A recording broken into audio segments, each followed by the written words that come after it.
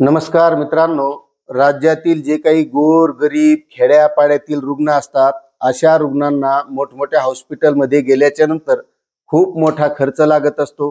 मग त्यामध्ये काही रुग्णांचं जे काही निदान करावं लागतं, MRI असेल, CT स्कॅन असेल, एक्सरे असेल, आणि हे निदान झाल्याच्या नंतर त्यावर काहीतरी त्यांना ऑपरेशन करावं लागतं, काहीला प्रत्यारोपण करावं लागतं, किंवा काही रुग्ण असे असतात की ज्यांचा ऍक्सिडेंट झालेला आहे. मग अशा ऍक्सिडेंट झालेल्या रुग्णांसाठी सुद्धा खूप मोठा खर्च येत असतो. आणि जर तो रुग्ण गोरगरीब खेड्यातील असेल तर तो त्यासाठी तेवढा खर्च करू शकत नाही. मग त्यासाठी महाराष्ट्र सरकारने मुख्यमंत्री सहाय्यता निधी हा कक्ष ओपन केलेला आहे. आणि मुख्यमंत्री सहाय्यता निधीच्या माध्यमातून अशा रुग्णांना मदत मिळत असते. मग आता ही मदत कशी मिळवायची, यासाठी अर्ज कुठे करायचा, यासाठी कागदपत्र काय काय लागणार, ही सर्व माहिती आपण आजच्या व्हिडिओमधून घेणार आहोत. त्यामुळे मित्रांनो, तुम्हाला एक विनंती की तुमचं आपल्या या वेणुगंगा टेक यूट्यूब चॅनलवर स्वागत आहे. तुम्ही जर आपल्या चॅनलवर नवीन असाल, चॅनलला सबस्क्राईब करा आणि व्हिडिओ शेवटपर्यंत बघा. व्हिडिओला लाईक करा आणि पूर्ण व्हिडिओ बघा, यासाठी की याची संपूर्ण माहिती आपल्याला असणं गरजेचं आहे. जरी आज आपला कोणी रुग्ण नसेल, पण आपल्यामुळे कोणाला तरी ही माहिती देता येईल, त्यासाठी हा व्हिडिओ शेवटपर्यंत बघा, एवढीच विनंती करतो. चला व्हिडिओला सुरुवात करूया. तर मित्रांनो, या मुख्यमंत्री सहाय्यता निधीच्या माध्यमातून जे काही खेड्यातील गोर गरीब असे रुग्ण असतात, जे त्या रुग्णांच्या ऑपरेशनसाठी निदानासाठी खर्च करू शकत नाहीत, अशा रुग्णांना मुख्यमंत्री सहाय्यता निधीच्या माध्यमातून मदत मिळवता येते. मग आता ही मदत मिळवायची तर यासाठी आपल्याला सुरुवातीला एक विहित नमुन्यातील अर्ज असतो, तो विहित नमुन्यातील अर्ज भरावा लागतो. त्यासोबत आपल्याला तहसील कार्यालयाचे 1,60,000 रुपयापर्यंतचे उत्पन्न लागत असते, रेशन कार्ड लागते, त्यानंतर त्या रुग्णाचा फोटो सुद्धा त्यावर चिटकवावा लागतो. आणि यानंतर जे काही त्या रुग्णाचे रिपोर्ट असतील, मग त्याचं MRI झालेला आहे, एक्सरे झालेला आहे, ब्लड रिपोर्ट असतील, किंवा त्याच्यावर काय उपचार प्रक्रिया करायची, या संबंधीचा जो काही खर्च लागणार आहे त्याचं एक कोटेशन लागत असतं. आणि महत्वाची गोष्ट म्हणजे त्या रुग्णाचा ज्या रुग्णालयात उपचार करायचा आहे ते रुग्णालय त्या मुख्यमंत्री सहाय्यता निधीच्या यादीमध्ये येते का, हे सुद्धा अगोदर बघणं गरजेचं आहे.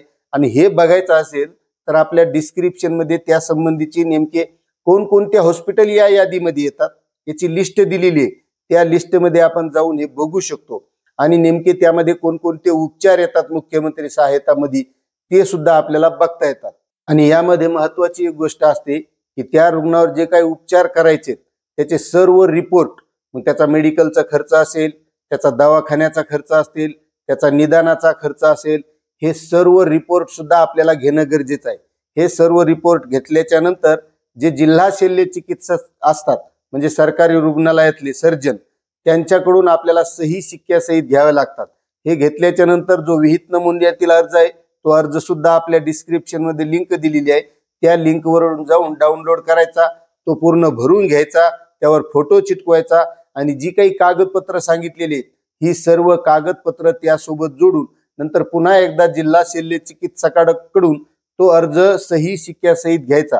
आणि त्यामध्ये पुन्हा महत्वाची गोष्ट आहे की काही रुग्ण हे प्रत्यारोपण करावं लागतं, म्हणजे त्यांच्या शरीराचा काही भागच बदलावा लागतो.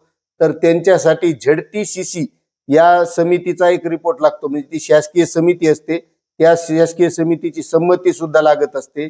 त्यानंतर काही अपघातग्रस्त रुग्ण असतात, या रुग्णांना जर उपचार मदत मिळवायची असेल तर त्यासाठी MLC रिपोर्टची आवश्यकता असते. आता ही सर्व प्रक्रिया झाल्याच्या नंतर, म्हणजे अर्ज भरणं झालेला आहे, त्यावर फोटो लावलेला आहे, त्यासोबत उत्पन्न, रेशन कार्ड, ही सर्व कागदपत्र जोडलेली असतील.